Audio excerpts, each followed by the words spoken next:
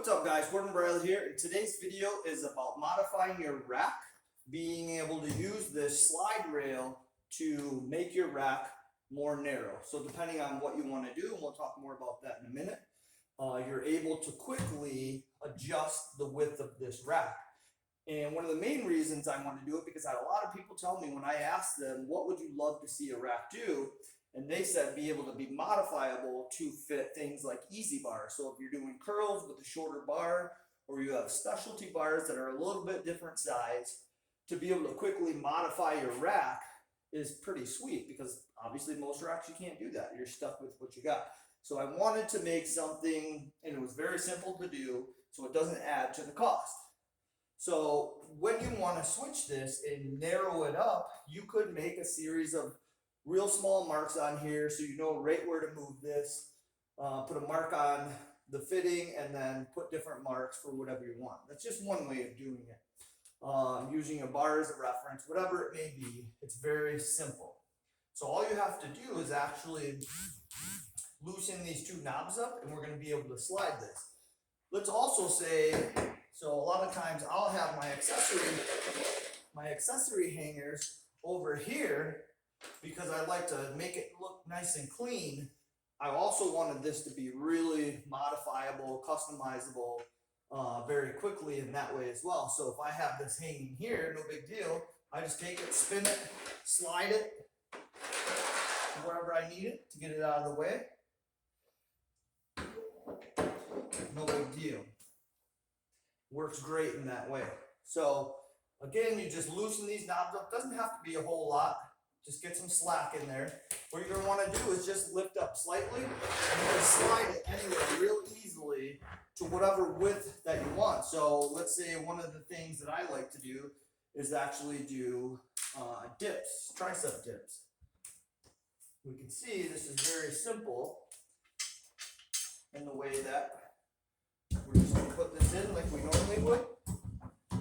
Find the hole that you want. Match these up. So right now I have 1, 2, 3, 4, 5, 6 holes, not including the one that the bolt's through. 1, 2, 3, 4, 5, 6. 6 showing. Pin it. And now I can change the angle, the height essentially, by moving these pins. So if I want to drop this down some, it's nice and easy.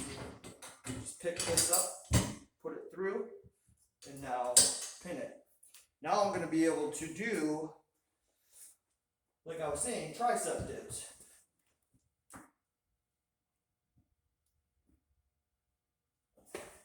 These are actually the perfect dimension to where it's not going to hurt your hand. It's easy to get your hand around. I did think about building custom handles that wouldn't be very tall, but they would be smaller, like a 1 1/4 inch diameter, which is very similar to a barbell, something that's a little more comfortable on your hands.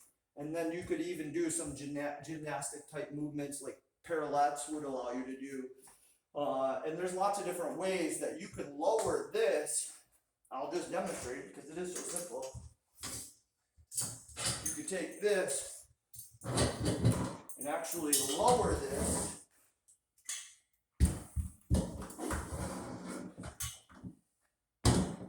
If you wanted to do some pirouette type stuff movements, so you can modify the angle at which you use it really easily.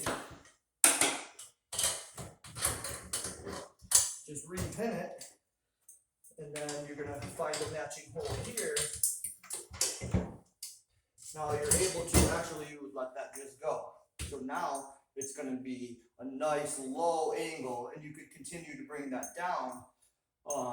So now you could, if you had that handle, or if you just want to do it off of this different tricep dips, you can do that. There's a lot of flexibility to the system, and that's what I love about it.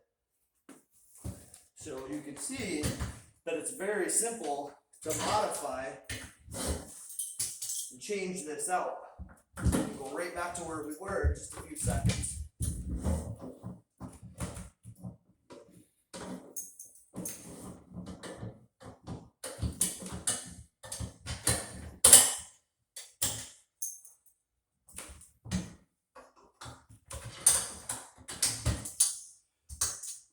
So we're back to where we were.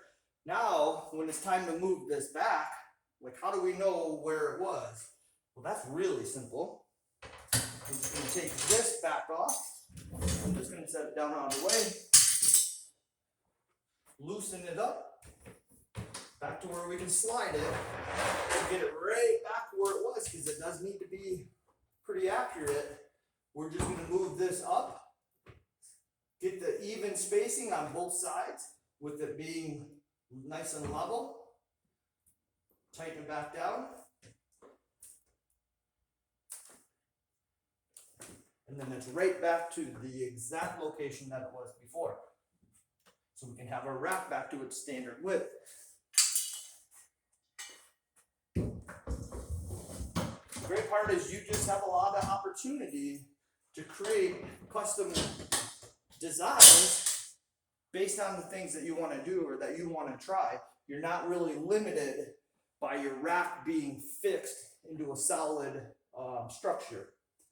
And then one of the last things I want to talk about, this is just something that I wanted to ask you guys your opinion on, is if we had this at 90 degrees, I guess it doesn't have to be, but I thought about making some custom trays. So trays that you would see that would carry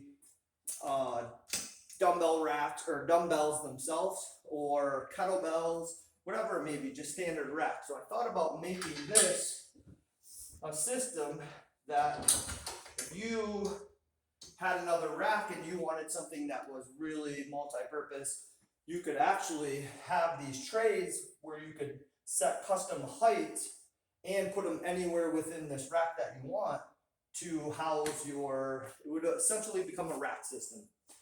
That way, if for some reason you didn't want to utilize it the way it was meant, you could actually use this as a completely different purpose. So either repurpose it or buy it originally with the intent of customizing a rack, maybe do like a stair step with some of the lighter stuff farther in and then the heavier stuff.